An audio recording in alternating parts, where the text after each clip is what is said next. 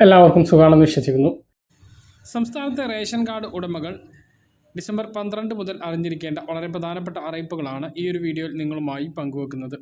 വീഡിയോയുടെ വിശദാംശങ്ങളിലേക്ക് കടക്കുന്നതിന് മുമ്പ് കൂടുതൽ ആളുകളിലേക്ക് ഇൻഫർമേഷൻ എത്താൻ ഷെയർ ചെയ്യുക, ലൈക്ക് ചെയ്യുക, ഫേസ്ബുക്കിലൂടെ കാണുന്ന ആളുകൾ ഫോളോ ചെയ്യുക. വീഡിയോയുടെ വിശദമായ വിവരങ്ങളിലേക്ക് വരാം. ഏറ്റവും പ്രധാനപ്പെട്ട അറിയിപ്പ്, സംസ്ഥാനത്തെ റേഷൻ കടകളിൽ പരിശോധനയ്ക്ക് ഒരുങ്ങിയിരിക്കുകയാണ് സിവിൽ സപ്ലൈസ് ഡിപ്പാർട്ട്മെന്റ്. റേഷൻ കടയിൽ നിന്നും നൽകുന്ന ഭക്ഷ്യ സാധനങ്ങളുടെ അളവും തൂക്കവും പരിശോധിക്കും. പരിശോധന നടത്തുന്ന ഉദ്യോഗസ്ഥർ ഇത് സംബന്ധിച്ച വിവരങ്ങൾ രജിസ്റ്ററിൽ രേഖപ്പെടുത്തണം. ബിൽ പ്രകാരമുള്ള അളവിലും തൂക്കത്തിലും അപാകതകൾ ഉണ്ടായാൽ റേഷൻ കടക്കെതിരെ ഉദ്യോഗസ്ഥർ നടപടി സ്വീകരിക്കും. ഇതിനുവേണ്ടി ഗുണഭോക്താക്കൾ വാങ്ങിയിട്ടുള്ള സാധനങ്ങളും സെഞ്ചിയും പരിശോധിക്കും. ഒരു ഉദ്യോഗസ്ഥൻ പ്രതിമാസം 5 റേഷൻ കടകളിലെങ്കിലും പരിശോധന നടത്തി ജില്ലാ സപ്ലൈ ഓഫീസർക്ക് റിപ്പോർട്ട് സമർപ്പിക്കണം. റേഷൻ കാർഡ് ഉടമകൾക്ക് ഭക്ഷ്യധാന്യങ്ങൾ കൃത്യമായി അളവിലും തൂക്കത്തിലും ലഭിക്കുന്നുണ്ട് എന്ന് ഉറപ്പുവരുത്താനാണ് പരിശോധന. കാർഡ് ഉടമകളുടെ മൊഴി ഉദ്യോഗസ്ഥർ രേഖപ്പെടുത്തും. സംസ്ഥാനത്തെ മഞ്ഞ, പിങ്ക് റേഷൻ കാർഡുള്ള ആളുകളുടെ റേഷൻ മുടങ്ങാതെ ലഭിക്കുന്നതിന് വേണ്ടി റേഷൻ മസ്റ്ററിംഗ് നടന്നുകൊണ്ടിരിക്കുകയാണ്. ഈ മാസം 15 വരെയാണ് മസ്റ്ററിങ്ങിനുള്ള അവസാന തീയതി പറഞ്ഞിട്ടുള്ളത്.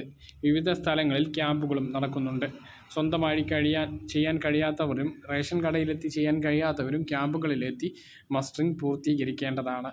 സ്വന്തമായി മൊബൈൽ ഫോൺ ഉപയോഗിച്ചും റേഷൻ കടയിൽ എത്തിയും അക്ഷയ കേന്ദ്രങ്ങൾ വഴിയുമാണ് മസ്റ്ററിംഗ് ചെയ്യാൻ കഴിയുന്നത്. ഇതിന് പുറമെയാണിപ്പോൾ മസ്റ്ററിംഗ് ക്യാമ്പുകൾ നടക്കുന്നത്. നിങ്ങളുടെ സ്ഥലത്തെ ക്യാമ്പുകൾ എവിടെയാണ് എന്ന് അന്വേഷിച്ചതിന് ശേഷം മസ്റ്ററിംഗ് നടത്തേണ്ടതാണ്. ഇല്ല എങ്കിൽ കേന്ദ്രം അരിവിഹിതം നിർത്തുമെന്ന് ഭക്ഷ്യമന്ത്രി നേരത്തെ തന്നെ വ്യക്തമാക്കിയിട്ടുണ്ട്.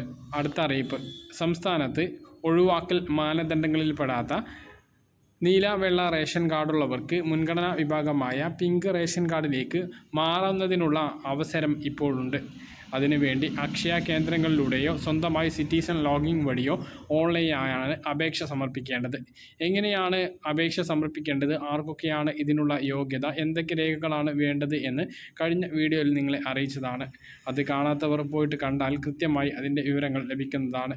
എന്തായാലും 25-ാം തീയതി വരെയാണ് അവസാന തീയതി പറഞ്ഞിട്ടുള്ളത് എങ്കിലും 25-ാം തീയതി ക്രിസ്മസ് ആയതിനാൽ പൊതു അവധിയായിരിക്കും. അന്ന് അക്ഷയ കേന്ദ്രങ്ങളും മറ്റും ഉണ്ടാവാൻ സാധ്യതയില്ലാത്തതിനാൽ 24-നുള്ളിൽ തന്നെ മസ്റ്ററിംഗ് അപേക്ഷിക്കാൻ ആഗ്രഹിക്കുന്ന ആളുകൾ അപേക്ഷ സമർപ്പിക്കേണ്ടതാണ്. മറ്റൊരു പ്രധാനപ്പെട്ട അറിയിപ്പ്, ഡിസംബർ മാസത്തെ റേഷൻ വിതരണം ഇപ്പോൾ നടന്നു വരികയാണ്. ക്രിസ്മസിനോടനുബന്ധിച്ച് ഓരോ റേഷൻ കാർഡിനും വളരെ കുറവ് വിഹിതങ്ങൾ മാത്രമാണ് ലഭിക്കുന്നത്. നീല റേഷൻ കാർഡിന് സ്പെഷ്യൽ ഏരിയയും കൊണ്ട് 3 കിലോ അരിയുണ്ട്. അതേസമയം സപ്ലൈകോ വിഹിതങ്ങൾ എല്ലാം ഈ ക്രിസ്മസ് കാലയളവിലും സ്റ്റോക്കില്ല എന്നുള്ളത് വളരെ ബുദ്ധിമുട്ടുണ്ടാക്കുന്ന കാര്യമാണ്.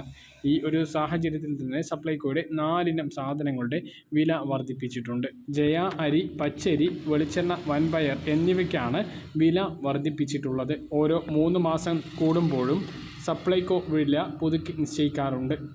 ഇതിൻ്റെ അടിസ്ഥാനത്തിലാണ് ഇപ്പോൾ ഈ 4 വിഹിതങ്ങൾക്കുള്ള വില വർദ്ധിപ്പിച്ചിട്ടുള്ളത്. ജയ അരിക്ക് 33 രൂപയാണ് വില.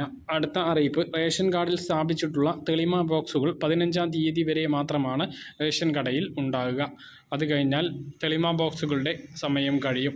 എന്തെങ്കിലും തിരുത്തലുകൾ അക്ഷയ കേന്ദ്രങ്ങളിൽ പോവാതെ ഫീസ് അടയ്ക്കാതെ ചെയ്യാൻ നിങ്ങൾ ആഗ്രഹിക്കുന്നുണ്ട് എങ്കിൽ ആ തെളിമ ബോക്സ് അത് ഉപയോഗിക്കാം. റേഷൻ കാർഡിലെ തെറ്റു തിരുത്തുന്നതിനും ആധാർ നമ്പർ ചേർക്കുന്നതിനും ഈ അവസരം ഉപയോഗപ്പെടുത്താം.